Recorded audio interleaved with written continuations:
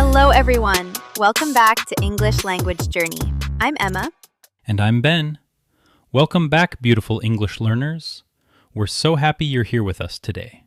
Today, we're talking about one of the smallest words in English, But it's also one of the most powerful.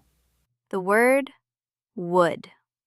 If you've ever watched English movies, listened to podcasts, or chatted with native speakers, you've probably heard the word would over and over again. I'd love to. I wouldn't do that. What would you like? I thought you would. The funny thing is, native speakers use would so naturally that they don't even realize how often they say it. But many English learners only learn would as a grammar rule for conditional sentences. The truth is, would does so much more than that. And more importantly, you'll feel confident using it in your own conversations. Ben, if someone gave you a free plane ticket right now, where would you go? That's easy. I'd go to Japan. Really? I thought you would choose Italy. I'd love Italy too, but Japan has always been on my bucket list. What about you? I'd probably choose Switzerland. I'd spend every morning walking in the mountains and drinking hot chocolate. That sounds peaceful. Although, I wouldn't survive the cold. You say that now, but I think you'd love it. Maybe I would. Let's pause for a second. Did you notice how many times we said would without thinking? What would you do? I'd go. I thought you would. I wouldn't survive. I think you'd love it. This is exactly how native speakers talk. Nobody is thinking, now I must use the conditional. We're simply imagining a situation that isn't real. Whenever you're talking about imaginary choices, would appears naturally. Speaking of trips, what would you like to do this weekend? Honestly, I'd like to stay home. Really? No adventures?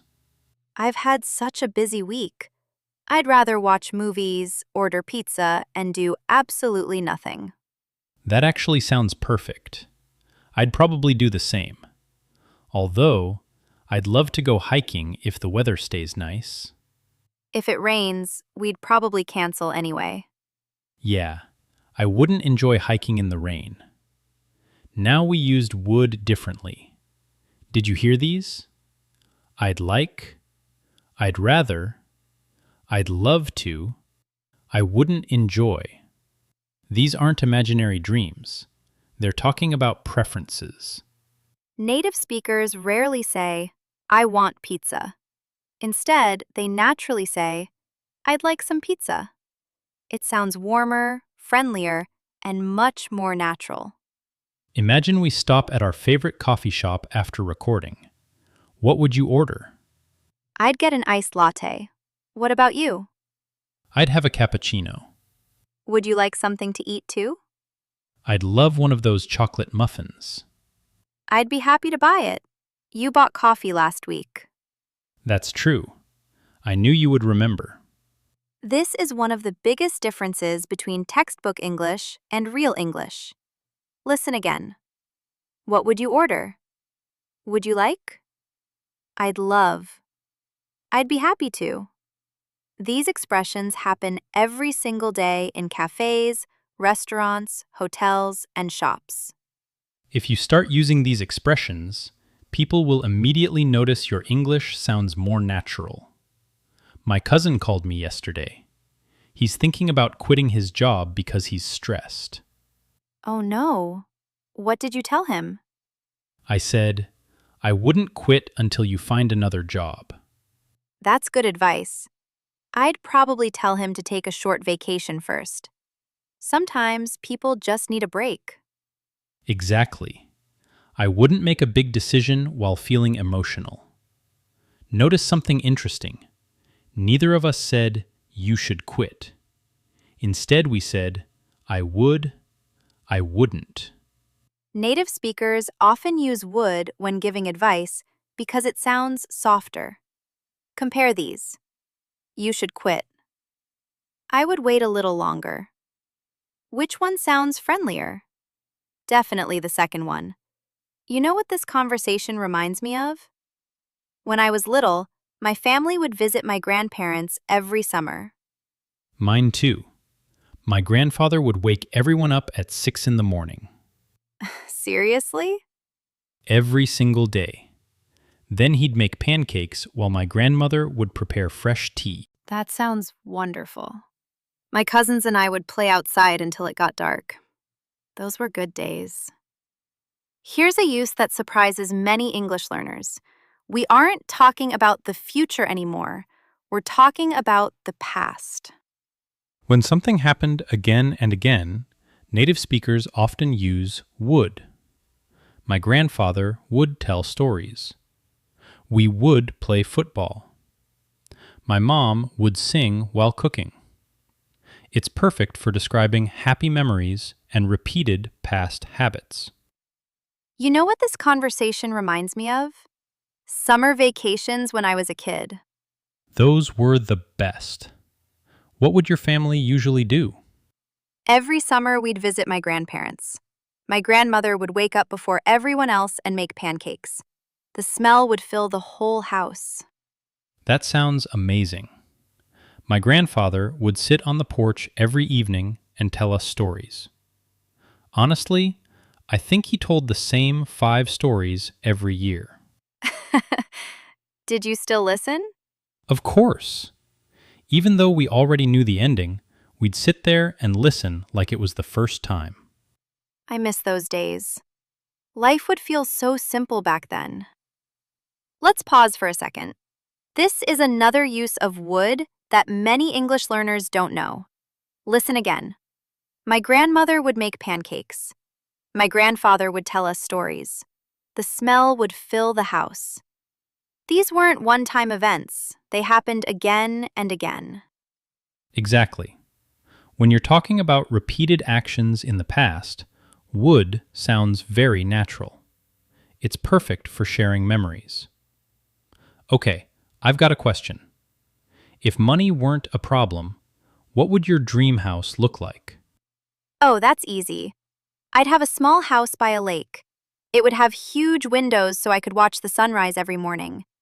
What about you? I'd build a cabin in the mountains. It wouldn't be very big, but it would be quiet. I'd spend hours reading outside. Would you live there all year? I would if I could work from home. Otherwise, I'd probably miss the city after a while. I thought you would. You love being around people. Notice how we kept imagining things. It would have, it wouldn't be, I would live there. None of this is real. We're talking about hypothetical situations. Whenever you're imagining a different life, a different future, or asking, what if? Would is usually the word you need. Oh, that would be my sister. She always calls me after work. You haven't even looked at your phone yet. I know. She calls at almost the same time every day. Yep, it was her. I knew it would be. She'd probably wonder why I'm not answering. You'd better call her back after we're done.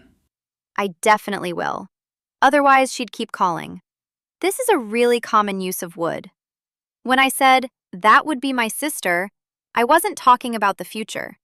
I was making a logical guess. You'll hear native speakers say things like, that would be the delivery driver. That would explain everything. I knew you'd say that. These expressions are incredibly common in everyday English. You know what's funny? We didn't spend today memorizing grammar rules. We just had a conversation. Exactly. And somehow we used would in so many different ways without even thinking about it. Let's see if we can remember them all. We used would to imagine situations, to talk about preferences, to make polite requests, to give gentle advice, to describe repeated actions in the past, and even to make guesses. That's why native speakers use would so often. It's not just one grammar rule. It's part of everyday conversation. The more you hear it, the more natural it starts to feel. So here's a little challenge for you. The next time you watch a movie, a TV show, or a YouTube video in English, listen carefully. Count how many times you hear the word would. I think you'll be surprised. And we'd love to hear from you. Write one sentence using would in the comments. It can be about your weekend, your childhood, your dream vacation, or something imaginary. We'll read as many comments as we can. If you enjoyed hanging out with us today, don't forget to subscribe to English Language Journey for more real-life English conversations.